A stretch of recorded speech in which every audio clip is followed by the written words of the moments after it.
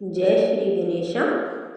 भाइयों और बहनों, आज हम आपको सुनाने जा रहे हैं वैशाख मास की पावन चौथ व्रत कथा, जो भगवान गणेश जी की असीम कृपा दिलाने वाली मानी जाती है।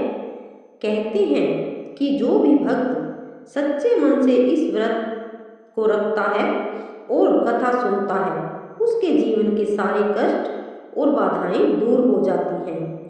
तो आइए पूरी श्रद्धा भाव के साथ इस पवित्र कथा को सुनते हैं। बहुत समय पहले की बात है। एक सुंदर नगर में गरीब ब्राह्मण और उसकी पत्नी रहते थे। वे दोनों भगवान श्री गणेश के परम भक्त थे, लेकिन उनकी गरीबी इतनी थी कि कई बार उन्हें भूखे पेट सोना पड़ता था। एक दिन ब्राह्मण की पत्नी बहुत दुखी होकर बोली, हे स्वामी, हम भगवान की इतनी पूजा करते हैं, फिर भी हमारे जीवन में इतनी परेशानी क्यों है?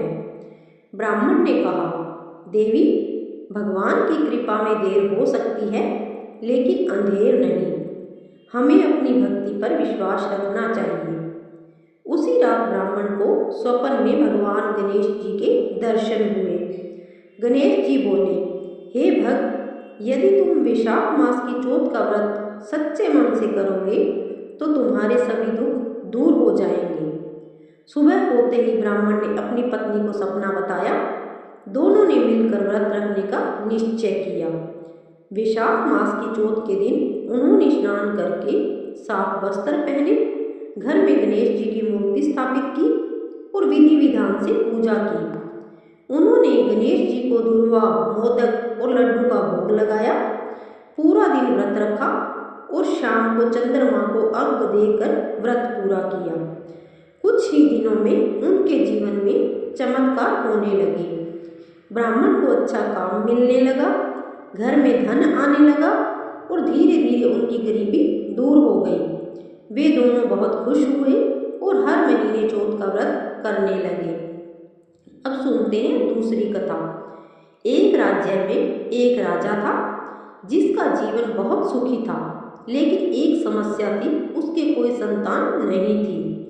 राजा और रानी बहुत दुखी रहते थे।